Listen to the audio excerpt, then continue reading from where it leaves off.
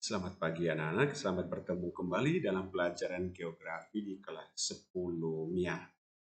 Baik, pada kesempatan atau pada pertemuan kali ketiga ini, kita masih membahas tentang dinamika litosfer dan dampaknya terhadap kehidupan. Pada kali lalu, kita sudah membahas, atau pada pertemuan kedua, kita sudah membahas tentang bagian dari litosfer ini. Kita berbicara tentang tenaga pembentuk permukaan bumi. Dan kemarin kita sudah lihat tentang tenaga yang berasal dari dalam bumi, yang kemudian pada kesempatan kali ini kita membahas tenaga yang kedua, yaitu tenaga vulkanisme dan dampaknya terhadap kehidupan. Sedangkan kali lalu kita sudah membahas tentang tenaga tektonisme dan dampaknya terhadap kehidupan.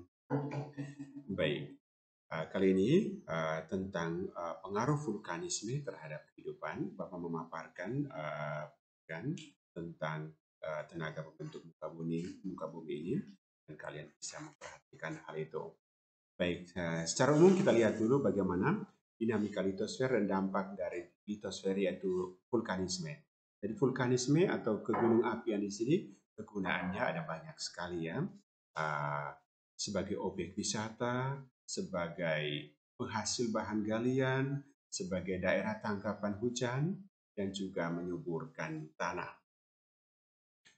Baik, sekarang kita lihat pengaruh vulkanisme terhadap kehidupan.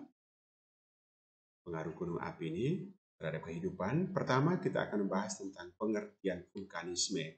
Yang kedua, tentang bentuk-bentuk gunung api. Dan yang ketiga, tentang tipe-tipe letusan gunung berapi. Baik, pertama kita lihat dulu pengertian dari vulkanisme. Pengertian vulkanisme menurut Mulyo adalah peristiwa penerobosan magma keluar sampai ke permukaan bumi dengan peristiwa penerobosan magma keluar sampai ke permukaan bumi dengan membentuk pegunungan atau gunung berapi. Lalu, beberapa hal penting sehubungan dengan vulkanisme yang perlu kita ketahui. Jadi, beberapa hal penting sehubungan dengan vulkanisme ini adalah pertama tentang magma. Apa itu magma? Magma adalah campuran batu-batuan dalam keadaan cair, liat, serta sangat panas, dapat berbentuk gas, padat, dan juga cair. Lalu kemudian intrusi magma. Istilah intrusi magma adalah aktivitas magma dalam lapisan litosfer atau pergolakan kegiatan mendidihnya magma ini ya dalam lapisan litosfer memotong atau menyisip litosfer dan tidak mencapai permukaan bumi, disebut dengan plutonis. Jadi intrusi magma ini artinya pergolakan magma tetapi belum sampai ke permukaan bumi. Nah, itu disebut dengan intrusi magma. Jadi masih di dalam perut bumi, itu disebut dengan intrusi. Sebaliknya, ekstrusi magma adalah peristiwa magma yang mencapai permukaan bumi yang merupakan kelanjutan dari intrusi magma. Jadi setelah intrusi baru kemudian menjadi ekstrusi. Baik, kemudian kita lihat bentuk-bentuk gunung api. Bentuk-bentuk gunung api. Pertama, gunung api strato atau campuran. Yaitu gunung api yang timbunan lerengnya berlapis-lapis. Jadi karena letusannya berulang-ulang, maka dia menjadi berlapis-lapis. Itu gunung api strato. Biasanya sifatnya campuran. Lalu yang kedua, gunung api Mar, Embria. Gunung api yang letusnya eksplosif atau hebat. Artinya cuma sekali dan habis. Tidak terjadi lagi. Yang ketiga, berdasarkan bentuknya, gunung api perisai atau tameng.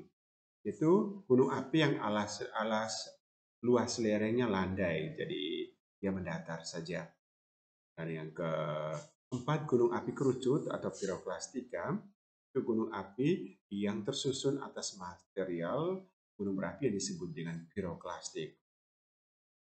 Lalu tipe-tipe letusan gunung berapi, paling kurang ada 7 tipe. Pertama, tipe Hawaii, cirinya lava cair, tekanan gasnya rendah, dapur magmanya dangkal. Jadi tipe Hawaii seperti yang kita lihat di berita di televisi, letusan gunung Mauna Loa di Hawaii, di mana dapur magmanya itu dangkal sehingga dia meletus di pinggir pantai, lalu bercampur dengan air laut ya, seperti air laut Flora itu tipe Hawaii. Kalau yang kedua tipe Stromboli, Stromboli itu nama gunung di Italia. Jadi ciri lavanya encer, tekanannya gasnya sedang, dapur magma dangkal dan letusnya berupa eflata ya. Nanti cari tahu apa itu eflata. Lalu kemudian tipe Merapi, jadi seperti gunung Merapi di Indonesia ya, ciri lavanya kental, tekanan gasnya rendah, dapur magma dangkal dan berupa lava pijar. Lalu yang berikutnya tipe Saint Vincent, ya gunung Saint Vincent di Amerika, ciri lavanya kental, gas sedang, sedangkan dapur magma dangkal dan letusan lahar berupa lahar panas. Dan yang kelima, tipe Palem, yaitu cirinya lava kental, tekanan gas tinggi, dapur magma dan hasil letusan berupa awan pijar. Yang keenam, tipe Vulcano, itu cirinya lavanya cair kental, gas sedang, dapur magma dangkal, letusannya berupa bom. Bom di sini lapilli ya, artinya batu-batu sebesar kepalan tangan dan ada yang lebih besar dari itu. Dan yang terakhir adalah tipe Perret. Jadi tipe ini cirinya lava cair kental, tekanan gasnya tinggi, dapur magmanya sangat dalam, dan letusannya lebih berupa gas. Baik, di sini Bapak tampilkan gunung api berdasarkan bentuk ya. Jadi kalian bisa lihat gunung api perisai, gunung api Mar, dan gunung api Strato.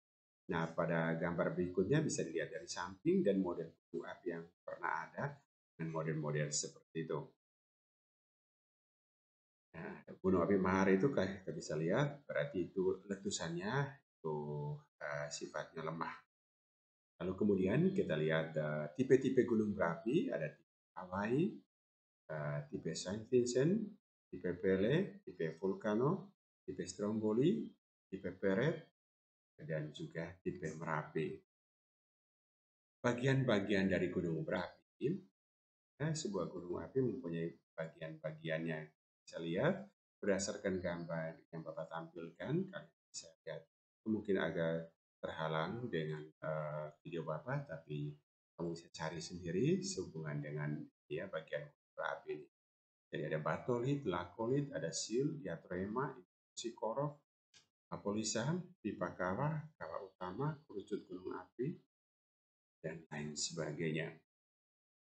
Lalu kemudian kita lihat itulah gunung berapi yang kita bahas pada kesempatan kali ini. Baik, demikian pembahasan kita gunung api. Sampai bertemu pada kesempatan berikutnya. Kita masih membahas tentang dinamika, litosfer, dan dampak kehidupan. Terima kasih.